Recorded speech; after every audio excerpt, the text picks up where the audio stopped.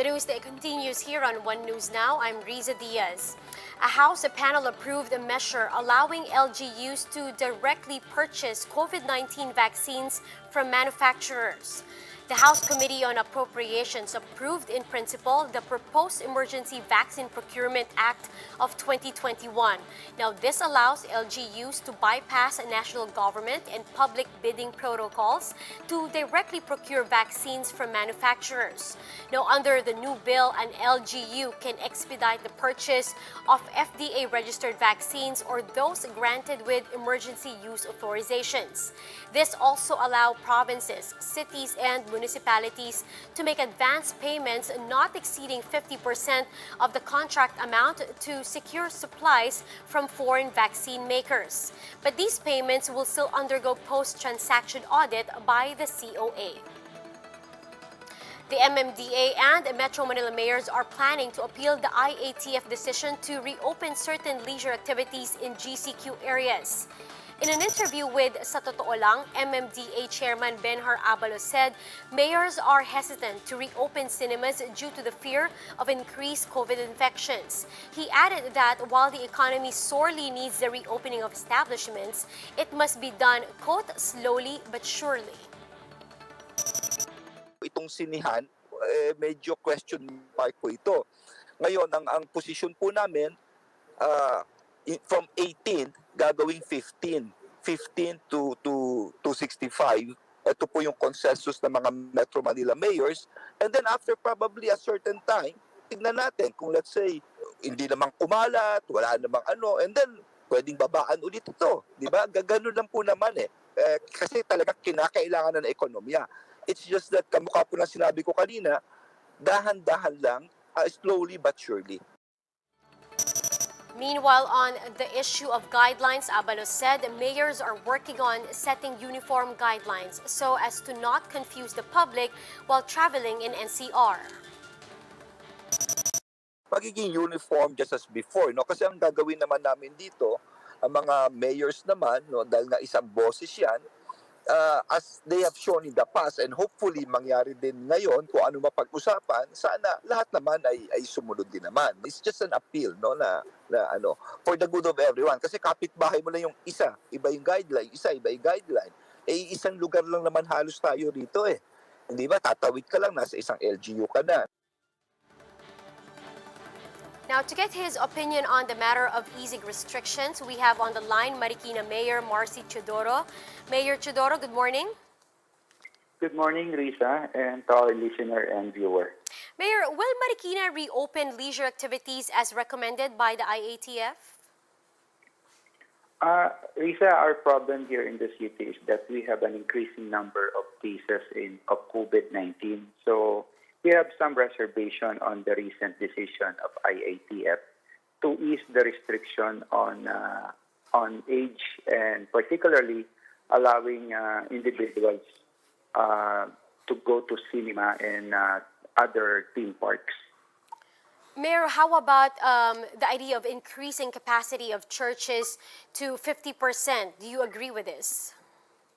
I have no problem with that, Risa, provided that observance of stricter health protocols will be followed and a mandatory social distancing measure shall be implemented in our churches.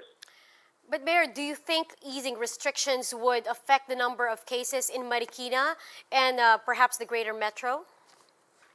Definitely, Risa, it will proportionally increase, I think, the number of cases in Marikina as well as in the metropolitan Manila area. My view about this is that an effective and efficient vaccination program should be a prerequisite prior to the easing of restrictions.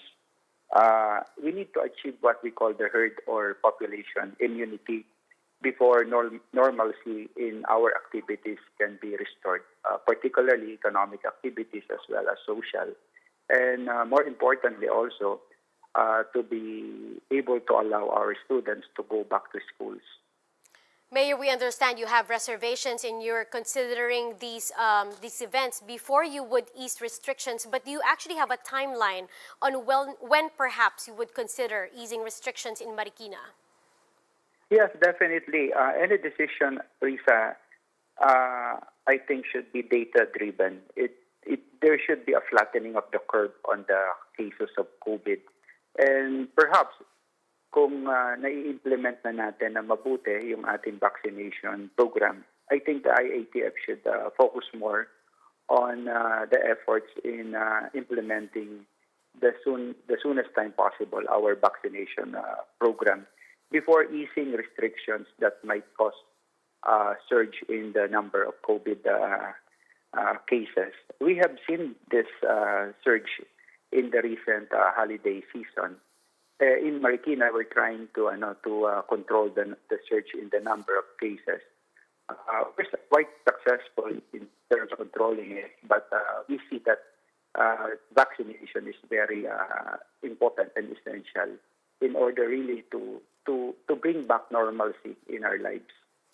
Mayor, would you have an idea if other mayors in the metro would share the same sentiment? And how do you plan to address this IATF decision? I would.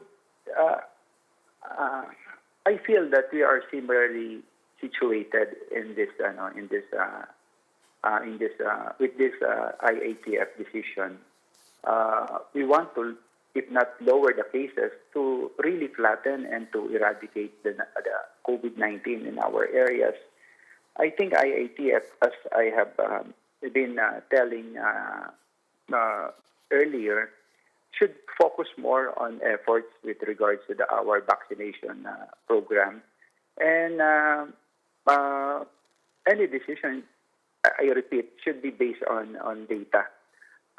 I'm looking at present, Risa, the number of cases in Metro Manila.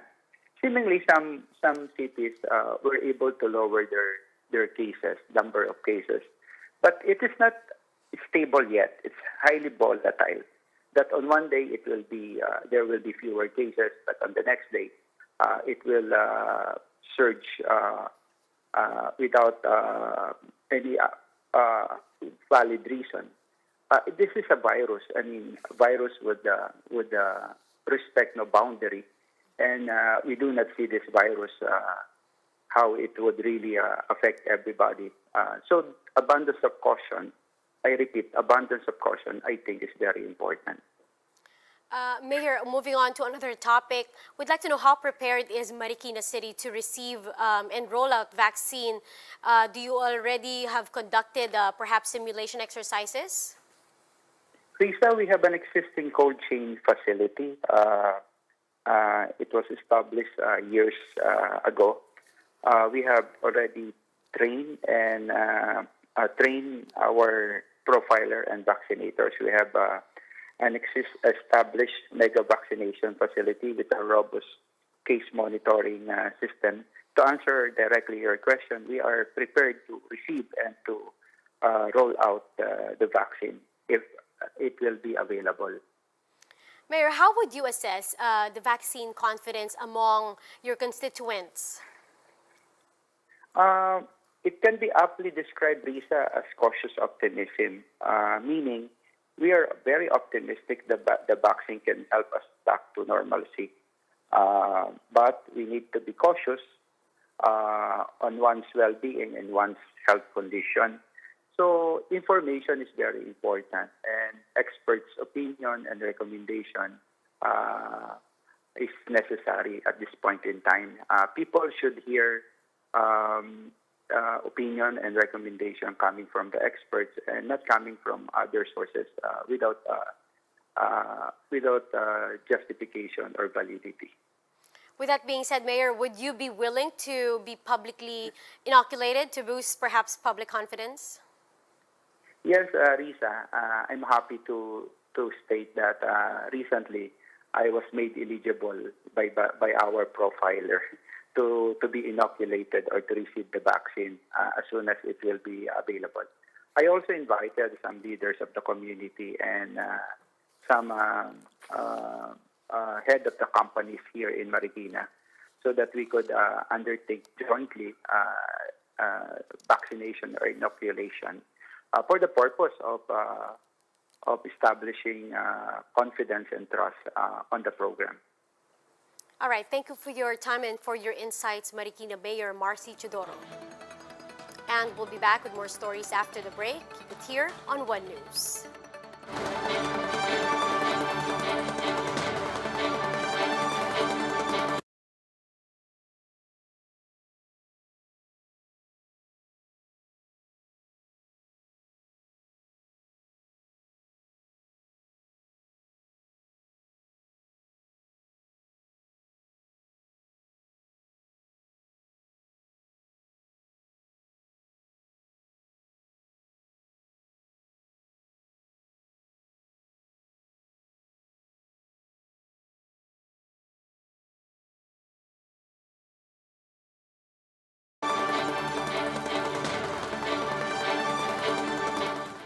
You're still watching One News Now. I'm Riza Diaz. President Duterte says he cannot afford to have a brave mouth against China on the topic of maritime disputes in the West Philippine Sea. During an inspection of the Philippine Air Force newly delivered air assets, Duterte said that the Philippines is avoiding any confrontation with China as the country can hardly afford it. This comes after the Philippines filed a diplomatic protest against China's new law allowing its Coast Guard to fire at foreign vessels in its territory. I'm walking on a tightrope, actually.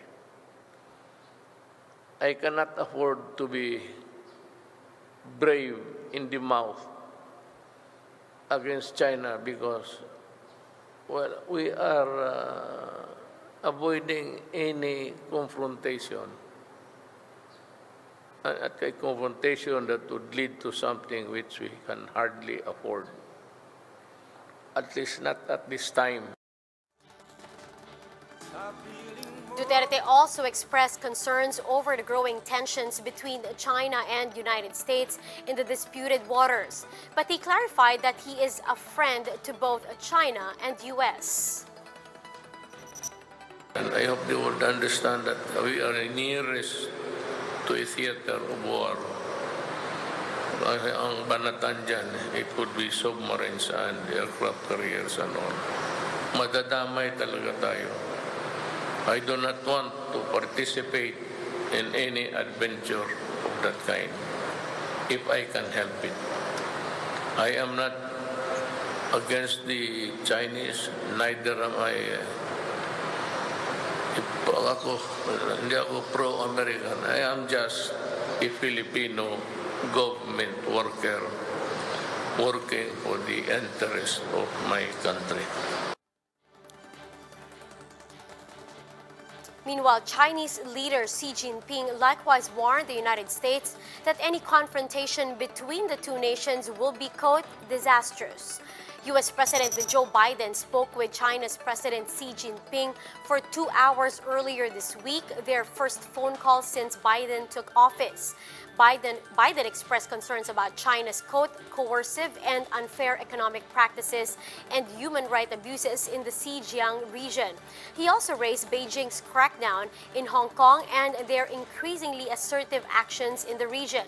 China's official state news agency Xinhua cited Xi as saying that both countries should re-establish mechanisms for dialogue to better understand each other's policy intentions. Last night, I was on the phone for 2 straight hours with Xi Jinping, and you all know as well as I do these folks, and it was a good conversation. I know him well. We spent a lot of time together over the years I was vice president, and but you know, if we don't get moving, they're gonna eat our lunch. And those are the top stories of the hour. Join us later at 12 noon as we continue to monitor the day's biggest stories. You can also catch One News on Signal Play app. Register for a free account now at www.signalplay.com and stream One News live anytime, anywhere. I'm Riza Diaz. We are One News.